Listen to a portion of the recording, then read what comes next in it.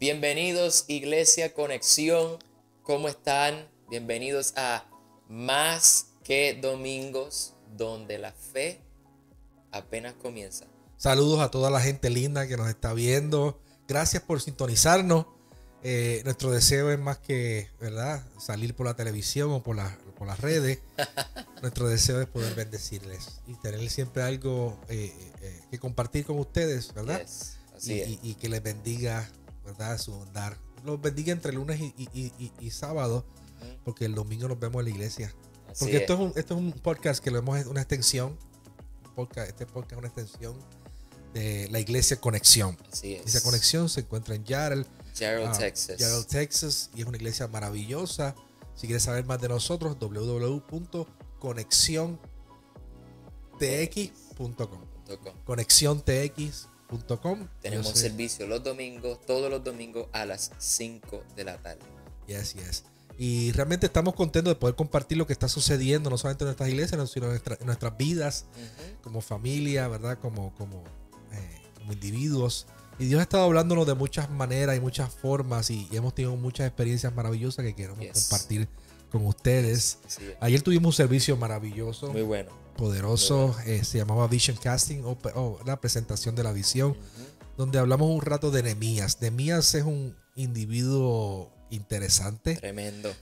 Lo admiro mucho porque era un líder, ¿verdad?, en su área, y Dios lo usó para traer, ¿verdad?, libertad y reconstruir el templo de Jerusalén. Pensamos que los líderes tienen que ser pastores o reverendos, ¿verdad?, los que traigan transformación, y no, Dios escoge a quien quiera de los negocios. Gente ordinaria. Copero. Un copero, el copero del rey, ¿verdad? Alguien de mucha confianza, por supuesto. Él fue el que trajo, ¿verdad?, ese avivamiento para Israel.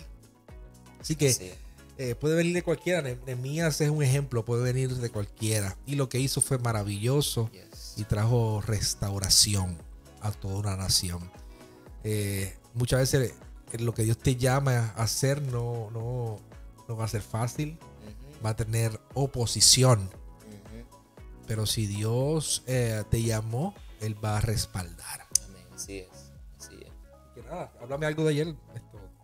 Nada, estuvo muy bueno el servicio. Estábamos hablando de la visión de la iglesia, de la casa. Estábamos hablando de los proyectos que teníamos como iglesia, como casa. Hablamos de varias cosas que tenemos, como Conexión Crece, que se basa en encuentros, cursos y lanzamientos. Hablamos de los grupos de conexión, donde nos reunimos en las casas para madurar juntos, para crecer juntos, para tener experiencias con Dios juntos en nuestras casas. Y varias cosas más que hacemos en la iglesia. Hasta hablamos un poco del podcast y hablamos del proyecto Nehemías, basado en este personaje bíblico que es una persona de autoridad, una persona estratégica, una persona de oración, una persona que amaba a su gente, que amaba a su pueblo, y al ver la condición terrible de su pueblo empezó a llorar, y en oración le pidió al Señor que le diera favor y gracia con el rey, para que el rey pudiera traerlo con bendiciones y favor y riquezas y herramientas a Israel, para que él pudiera levantar los muros. Y ese proyecto Nehemías es un medio, no es la visión, es un medio para llegar a la visión. La visión. Y es levantar finanzas para poder construir o comprar nuestro propio edificio. Aparte de eso, como dice William Daniel, el edificio no es el fin. El tener sonido o 4 paredes o las mejores sillas o lo que sea que usted pueda definir un lugar de culto, no es el fin. El fin es ganar almas para Cristo. Así es. Así que ¿Y dónde vamos a guardar a toda esa gente? ¿Dónde vamos a entrenarlos? ¿Dónde vamos a disipularlos? ¿Dónde vamos a sanarlos? ¿Dónde vamos a enseñarles, a equiparlos? Si no en nuestro propio lugar. Eso. y estamos creyendo al Señor por lo propio, ¿verdad? Por lo nuestro. Así que nada, nos ayuda en sus oraciones, ¿verdad? Y seguiremos, ¿verdad? Creyéndole al Señor por eso. Fue espectacular. Y este martes comenzamos una enseñanza sobre el libro de Romanos. Y Romanos es un libro poderoso, es el libro más largo de Pablo. La carta más larga de Pablo. Estábamos hablando de muchas cosas durante el día de hoy sobre la carta de Romanos, que es una carta maravillosa, poderosa, llena de mucha teología, de mucha revelación. Sí. Mucha profundidad bíblica. Yes.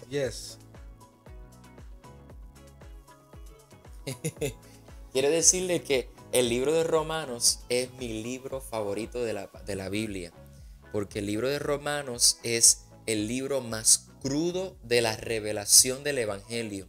Se habla de la salvación por fe, la justificación por fe. Se habla de la revelación del bautismo en agua, de la nueva criatura, del bautismo en fuego y la vida del Espíritu, de la constitución de la iglesia gentil y judía juntos. Y también habla de cómo vivir como digno del Evangelio, cómo vivir una vida justa. Y luego Pablo termina la carta, pero es el libro más profundo, más crudo sobre la revelación del Evangelio y de lo que creemos. Ahí no hay opinión denominacional, ahí no hay opinión religiosa, ahí no hay opinión ni siquiera teológica, ahí no hay opinión de ningún hombre, ahí es pura revelación del Evangelio. Si quieres saber lo que realmente creemos como seguidores de Cristo, no seguidores de hombres, ni seguidores de denominaciones, ni seguidores de predicadores, seguidores de Cristo, la palabra, el libro de Romanos es lo que necesitamos leer.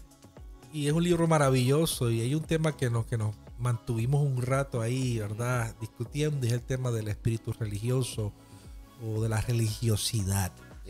¿Verdad? Y cuando hablamos de eso estamos refiriéndonos no a la religión per se, pero la religión es un sistema que se establece con dogmas, doctrinas y reglas para darle funcionamiento quizás a cualquier institución, en este caso que cree en Dios. Pero cuando hablamos de la religiosidad, estamos hablando de esa actitud, de esa forma de ver, perspectiva, pensamiento limitante. Inclusive puede ser hasta muerta. Y muchas veces puede ser un espíritu que ha sido asignado para detener el cambio, el crecimiento, mantener el status quo, apaciguar la obra del Espíritu, usando muchas veces rituales y herramientas religiosas. Sí, definitivamente. Así que cuando hablamos de un espíritu religioso, pues estamos hablando de mucho más que congregarnos los domingos o de vestirnos de cierta manera. Tener un protocolo, ¿sabes? Sí, o reglas, o liturgias. Está más diseñado a detener el avance, a mantenernos en cierto estado, para que no seamos relevantes, para que dejemos de ser relevantes. Entonces, el espíritu religioso en los tiempos de Jesús se veía bien fuerte entre los fariseos, entre la gente, ¿verdad?, de aquellos tiempos. Pero tú dijiste algo ahorita que yo quiero que tú lo repitas, esto sobre la religiosidad. El antídoto de la religiosidad no es el modernismo, porque a veces pensamos que la religiosidad se ve envasado a lo tradicional o lo anticuado, al estilo o a la vestidura, o inclusive hasta el lingo, tú sabes, cómo se habla de una manera anticuada, y pensamos que eso es religiosidad. Pero ahora tenemos un alza y una ola de modernismo, liberales, donde lo nuevo, lo innovador, lo moderno es su religiosidad. Entonces, si no se hace de acuerdo a lo nuevo, entonces no se rechaza lo viejo y lo viejo rechaza lo nuevo. Y entonces hay esta división y la religiosidad está en ambas. Sí, y no ser religioso no significa tener una pantalla LED frente al altar. No significa no ser eso. religioso no significa tener una batería en el altar. Ajá, no significa tener una vestidura tal vez que, no sé. Sí, no ser religioso no significa tener un grupo de danza. Exacto. O ser religioso no significa vestirme de cierta manera. De la moda. O a la moda o al tiempo viejo. A la forma pentecostés, por decir algo. ¿Verdad? Nosotros somos pentecostales, nos nacimos en el pentecostalismo. Pero no significa eso. Arriba pentecostales. Amén, amén.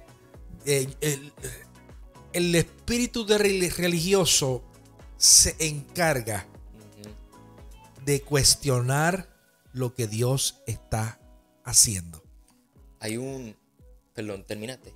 Y de detener el avance, del reino. Hay una cita de Bill Johnson que dice: forma sin poder es la religiosidad. Forma sin poder.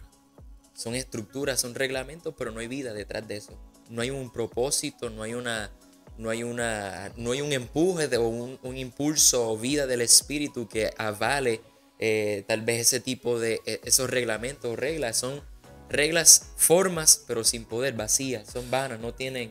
Entonces podemos hablar de iglesias que tienen muchas estructuras, muchas reglamentaciones, muchas cosas maravillosas, pero poca vida de Dios. Mucha liturgia, muchos rituales, pero poca vida de Dios. Yo quiero decir que cuando yo fui a Nepal, ya yo he ido a Nepal 2 veces y he ido a los templos. En esas 2 veces fui a los mismos lugares, a los templos hinduistas, a los templos budistas.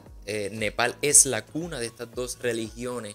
El hinduismo nació allí y se propagó en India, que es la parte sur, y el budismo nació allá y después subió a China. Y cuando yo fui a esos templos y yo vi todos los rituales que se estaban haciendo, los encantos que se estaban haciendo sobre la gente, las formas de adoración a sus dioses que se estaban haciendo, hubo un momento dado que yo pensé: pero esto se parece a la iglesia. Esto se me parece familiar. Esto se parece a lo que hacemos en los cultos, en un culto normal o en un servicio normal. Esto se parece. Y entonces ahí fue donde yo me di cuenta que el espíritu religioso es el espíritu religioso de todas esas religiones. Está en todas las religiones. Está en todas las religiones. Por eso es muy fácil para la gente decir: es que todas las religiones son iguales. Exactamente, porque están viendo el espíritu religioso, no están viendo a Cristo. Y por eso es que en esos lugares hay persecución contra la gente de Dios. No tanto contra la iglesia. No hay persecución. Es persecución contra aquellos que profesan a Cristo. Que predican su fe y son activos en su fe. Porque es más que una religión. El espíritu religioso siempre va a perseguir lo que es de Dios. Así es. Va a cuestionar lo que es de Dios. Va a estar buscando la manera de crucificar. De crucificar lo que es de Dios. ¿Sabe? Eso fue lo que vivía y lo que existía y lo que permeaba entre los fariseos. Sí, eso era lo que sucede. Esa era la dinámica entre los fariseos y Jesús. ¿Sabe? El espíritu religioso va a intentar decir: nosotros somos de Dios, por lo tanto matamos lo que es de Dios. Porque, escúchame bien. Y esto siempre lo he dicho, siempre causa conflicto, pero es la realidad. No había gente que orara más, que ayunara más, que conociera más la palabra que los fariseos. Y vino el Hijo de Dios, se les presentó. Y no supieron reconocerlo. Qué eso triste. Eso me habla Qué de triste. Disciplinas, como tú dijiste, formas sin poder. Disciplinas sin vida. Disciplinas sin vida. Reglamento sin... Lo hago no por las motivaciones correctas. Lo hago para que me vean. Sí. Lo hago porque quiero impresionar. Porque quiero ser más santo que fulano, o que aquel, o que el otro. Eso no trae vida. Inclusive la mentalidad de buscar la salvación de Dios a través de las obras. Eso no es bíblico, lo vamos a aprender en el libro de Romanos. No es bíblico. Eso es una mentalidad religiosa que viene a matar el regalo y don perfecto que Dios afectuó en la cruz del Calvario. Y ¿sabe?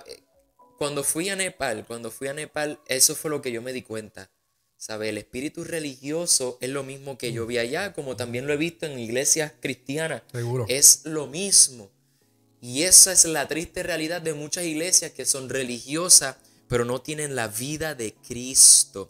Por lo tanto, esto es algo que yo he dicho siempre: el antídoto para la religiosidad no es el modernismo, es realmente conocer a Cristo. Es conocer tanto el evangelio de Jesucristo, que ya tú no crees un mensaje, sino tú eres el mensaje. El mensaje de Jesucristo te carga a ti, carga tu vida.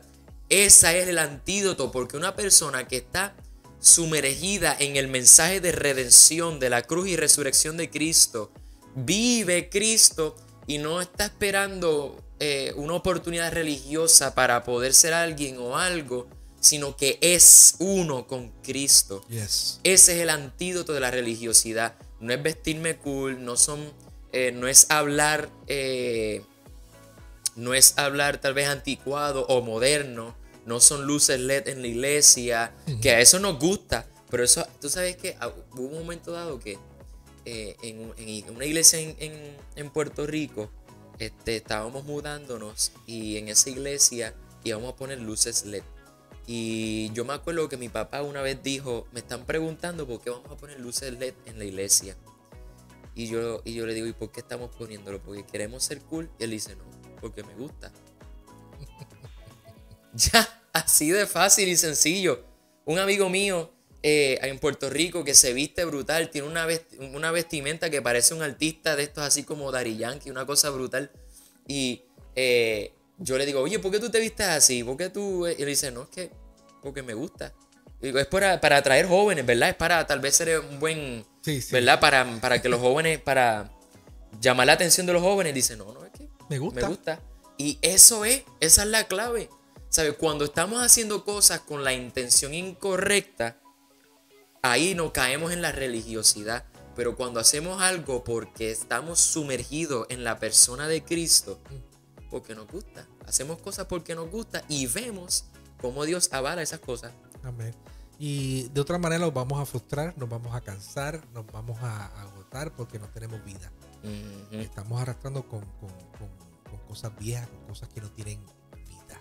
Entonces, hubo un cambio en el Nuevo Testamento de viejo pacto a nuevo pacto. La Biblia también lo define como vino viejo y vino nuevo. Y hubo un depósito de vino nuevo en Cristo Jesús para nuestras vidas, que erradicó todo aquello que se hacía porque era lo que se tenía que hacer. Habían rituales, habían formas en cómo se hacía en el Antiguo Testamento, pero al llegar Cristo todo eso fue abolido porque todo fue cumplido en Él. Entonces ahora nosotros lo que tenemos que vivir en Él, en su vida. Él es el vino nuevo, Él es la nueva revelación, Él es el misterio revelado, ¿verdad? Y entonces en Él entonces nosotros podemos tener una vida plena, una vida de paz, una vida de perdón, una vida de misericordia, una vida llena de su presencia. Por lo tanto, ese vino nuevo está siendo depositado en odres nuevos. Entonces tenemos que permitir que Dios renueve. No os conforméis a este siglo, mas renovaos en vuestro entendimiento, para que comprobéis cuál es la voluntad de Dios. Entonces eso está brutal. Romanos 12:2. Romanos 12, lo vamos a estudiar en Romanos. Vamos a estudiar en Romanos. Romanos 12:2. Me gusta cuando Juan dice, es necesario que yo mengüe, Juan el Bautista, para que él crezca. Esa es la vida del vino nuevo. Así es. Es una vida de menguar a nosotros. De menguar a nosotros. Oye, eso ha sido un tema reciente. Está fresco. y ese es una vida constante de menguar a nosotros.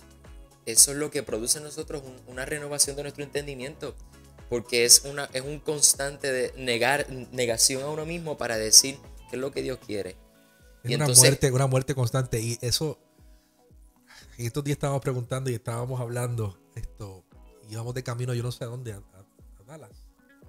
Ay, no sé. Íbamos de camino a Dallas, desde Austin. Íbamos hablando y yo usualmente trato de traer un tema. En Puerto Rico decimos un pie forzado. Ajá. Un tema de conversación, ¿verdad? Y de ahí, ¿verdad? Partir para hablar. Una conversación. Claro. Eso lo aprendí de mi papá. Mi papá siempre tiene un tema de conversación, un pie forzado para hablar y traer temas difíciles. Entonces yo le dije, ¿por qué tenemos que vivir una vida de quebrantamiento constante? Si la Biblia me habla del deleite, deleítate en Jehová, ¿verdad? Y todas esas cosas. Y luego de lo que yo llamo un fuego cruzado, donde estuvimos hablando, ¿verdad? Un buen rato. Sí, sí. Yo dije estas palabras que me hizo mucho sentido, nos hizo mucho sentido. Y es que muchas veces tenemos que estar en un proceso de quebrantamiento hasta que nos ponemos de acuerdo con Dios. Yes. Y cuando nos ponemos de acuerdo con Dios, comienza el deleite. Comienza el deleite de Jehová. Y es ese morir. Cuando morimos y aceptamos la voluntad de Dios, entramos en su deleite. Es ese semaní, que no se haga mi voluntad, sino que se haga la tuya. Y entonces que Él puede entrar en ese proceso de dolor y de crucifixión en paz. Hasta llegar al acuerdo donde hay deleite en la presencia de Dios. El quebrantamiento, ¿cómo que tú dices? El quebrantamiento es la distancia entre mi voluntad y la voluntad de Dios. El quebrantamiento es la distancia entre mi voluntad y la voluntad de Dios. Tan pronto yo me encuentro con la voluntad de Dios y nos ponemos de acuerdo. Nos ponemos de acuerdo, entonces comienza un proceso de deleite. Y nos gustó porque lo asimilamos como si estuviéramos subiendo en el monte de Jehová. Y entonces el quebrantamiento es el subir al monte de Jehová, encontrarnos con su voluntad en la cima del monte. Y el deleite es el descender de la montaña. Fue interesante esa conversación porque nos habla de esa realidad en nuestras vidas, de esa realidad. Entonces eso es vivir bajo un espíritu no religioso, vivir bajo el Espíritu Santo y una vida en el Espíritu. Una vida que se pone de acuerdo con la voluntad de Dios, que está dispuesto a surrender, ¿cómo se dice? A rendir. A rendir su voluntad para poder asumir la de Dios. Y muchas veces el espíritu religioso lo que quiere es aferrarse a la voluntad del hombre. Que nos aferremos a nuestros preceptos. Nos aferremos a nuestras reglas. A nuestras condiciones. Nos aferremos a nuestros rituales, a nuestros rezos, a nuestra forma de llegar a Dios. Entonces, si no es así como yo siempre recibo a Dios, así no lo recibo. O así es como se siente la presencia de Dios, cantando un corito a 300 millas por hora. Así es como se siente el bautismo del Espíritu Santo cuando yo me hinco de cierta manera o me muevo de cierta manera o estamos cantando de cierta manera. Esa fue mi experiencia en California, porque yo vengo de esa enseñanza donde la presencia de Dios se manifiesta solamente llorando, temblando, tirándote al piso y en quebranto. Y así es. Todavía, así como el Espíritu Santo se manifiesta a través de mí y en mí, todavía es así. Cuando fui a California y yo vi cómo la gente era bautizada en risa, y lo único que se hacía era reír y reír, yo al principio estaba ofendido y yo decía, ¿pero qué es esto? ¿Se están burlando del mover de Dios? Se están burlando del mover de Dios. Y de momento yo veo amistades mías en California tomar enfermos y agarrar sus partes que tal vez estaban enfermas o heridas o con dolencias y se reían. Y en ese momento ver los milagros suceder en el nombre de Jesús. Ahí es donde yo dije, esto es real. Esto es Cristo. Entonces criticamos muchas cosas porque no las entendemos. Criticamos las cosas porque no fue lo que Dios me reveló a mí o no fue lo que Dios me dio a mí. Porque yo nunca me he reído, pero jamás criticaré lo que Dios está haciendo en la vida de otra persona. Mira lo que dice Daniel capítulo 2. ¿Dónde es que está? Se me fue. Paréntesis, a Jesús no le gusta ofender nuestro intelecto. A Jesús no le molesta. encanta, no le molesta, a él le gusta ofender nuestro intelecto. Sí, no le molesta. Y nuestra experiencia. Sí. Daniel capítulo 2 versículo 21 dice, el que no muda, el que no cambia, está diciendo estas palabras, él muda los tiempos y las edades. Wow. Quita reyes y pone reyes. Da la sabiduría a los sabios y la ciencia a los entendidos. O sea que yo no puedo estar criticando porque él es el que hace. Él es el dueño y señor. Y si hay alguien creativo, así es Dios. Es Dios. Él es el Elohim, el creador. Tiene una creatividad impresionante. Mira, y todo lo hace nuevo. Todo lo hace nuevo. Entonces, lo hace nuevo. ¿Quién soy yo para criticar lo que Dios está haciendo en la vida de cierto grupo, de cierta gente? Simplemente porque yo no tengo esos espíritus religiosos. Sí. Cuando comienzo a criticar y cuando comienzo a señalar, luego nos parecemos luego nos parecemos al faraón en contra de Israel y luego nos parecemos a Israel en contra de los gentiles cuando están aceptando el mensaje de la cruz. Sí, ¿qué es lo que vamos a ver en Romanos? Lo vamos a estudiar en Romanos. Esa interacción entre los gentiles y los judíos y cómo había luchas. De hecho, la carta de los romanos, una de las cosas que ataca o que address o que señala es esa realidad, esa lucha entre los gentiles y los judíos. La iglesia de los romanos, la iglesia de Roma, venía de estar exclusivamente llena de gentiles. Porque había un edicto que había expulsado a todos los israelitas. Voy a decir algo. Ajá. ¿Ya terminaste? No. Muchas veces toman la excusa del versículo de la senda antigua. Ah, ok, eso. Yes. Sí, dale. No hay problema. No me molesta que me interrumpa en eso, dale. Yo quiero decir que la senda antigua no son hábitos o rituales antiguos. La senda antigua es amistad con Dios. O una forma de vestir. La senda antigua es amistad y cercanía con la presencia del Espíritu Santo. Sí. Esa es la senda antigua. Es arrepentirnos para ponernos de acuerdo con el Creador, ponernos de acuerdo con nuestro Señor. Esa es la senda antigua. Esa es la senda. La senda antigua no es vestirnos anticuados. Sí. O cierta manera, o cantar cierta forma, o cierto estilo, y criticar a los demás. No. Ahora, con esa definición, sí digo, hay que volver a la senda antigua. Ahora, hay religiosos en ambos lados. De los dos lados. Hay religiosos en la forma de antes. Y en la forma nueva. Y hay religiosos en los modernismos. Y esos son los más que me molestan a mí. Porque si no es así, no es de Dios. Y todo lo que no es así, lo que es de antes. No, porque todo es amor. Todo es rosita. Todo es rosita, todo es de la gracia.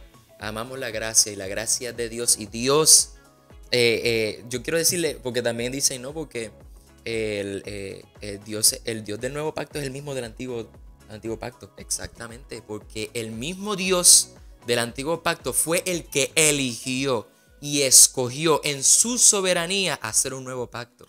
Yes. El Dios de los rituales y los sacrificios fue el que él mismo decidió hacer un pacto, un sacrificio para siempre. Perfecto, Jesús. Perfecto. Un sacrificio perfecto. Es Jesús. El mismo Dios. Y él mismo eligió tratarnos diferente en el nuevo pacto. My God. Te metiste por otro lado. Pero está bueno. Pero sí, el espíritu religioso está en ambos lados. Y lo que tenemos que tener una relación con el Espíritu de Dios. Yes. Una relación que nos lleve a Cristo y a la revelación de Cristo real. ¿Okay? Entonces tenemos gente que está siendo exclusiva en ambos lados. Eso es lo que habla Pablo en la carta a los Romanos. Tengo los judíos que acaban de llegar, que se están añadiendo a la iglesia ahora y quieren judaizar a los gentiles. Y están los gentiles que ya están establecidos, que llevan tiempo ya como iglesia, que están teniendo o tildando de débiles o de ignorantes a los judíos que están llegando. Y tenemos que hacer un balance como iglesia. Sí. Tenemos que tener misericordia a los débiles y tenemos que soportar a los fuertes. Eso es lo que Pablo está diciendo. Y vamos a tocar varios temas en esa carta a los Romanos que va a ser impresionante. No damos más spoilers. No vamos a dar más spoilers porque de verdad que le metimos a Romanos fuerte. Le dimos. Pero vamos a estar todo el mes de septiembre hablando de Romanos y va a ser maravilloso. Tuvimos un tiempo lindo ayer. Esos tacos estaban riquísimos. Muy bueno, delicioso. Muy bueno, ¿verdad? Gracias a las mujeres que estuvieron sirviendo ahí en la cocina, haciendo los tacos, la venta. La venta fue maravilloso, gracias a todas y cada una de ellas. Así que nada, ¿quieres decir algo más? No, yo estoy bien. ¿Lo paramos ahí? Sí, paramos. Porque si no damos mucho spoiler de lo que vamos a hablar, pero volviendo al tema de Nehemías lloró por la condición de su pueblo, y eso me habla de que él no necesitábamos más gente religiosa, necesitamos líderes que lloren por la condición de su nación, de su pueblo. Necesitamos creyentes que lloren por lo que está sucediendo a su alrededor y que le pidan a Dios misericordia, que le pidan a Dios favor para traer cambio. Así es. ¿Tú quieres traer cambio? ¿Tú quieres traer cambio? Llora por tu pueblo. Vamos únete con nosotros y llora por la situación que está viviendo nuestras ciudades, por la condición de la educación, de nuestro gobierno, de los medios de comunicación, de la religión, de las iglesias, sí, de cómo están las iglesias hoy en día, de que lloremos por la situación, no sé, ¿qué más? Sí, el pueblo de Dios, el cuerpo de Cristo, llorar por su condición, llorar por los jóvenes, llorar por la educación, llorar por el gobierno, llorar por las divisiones políticas, las guerras, llorar por todas esas cosas. En estos momentos hay que llorar por Venezuela, sí. Hay que llorar por Israel, hay que llorar por Palestina, Irán. Estábamos hablando hoy de Pakistán. Pakistán hay un avivamiento maravilloso. Más de 500,000 personas han venido a los pies de Cristo. Así es. Wow. Pakistán está experimentando un avivamiento indetenible. Wow. Pero tremendo. Y nos unimos. Nos unimos. Dice la palabra llorar con los que lloran y reír con los que ríen. Así que nos unimos en esa realidad. Nada, nos seguimos hablando. Te amamos. Queremos seguir compartiendo muchas cositas maravillosas que estamos cocinando en Iglesia Conexión. Así es. Y queremos que seas parte de todo lo que estamos haciendo. Mantente conectado a lo que estamos haciendo. Más que domingo. Esto es entre semanas. Donde la fe no termina los domingos, apenas comienza. Los bendecimos, los amamos, la paz de Dios. Amén.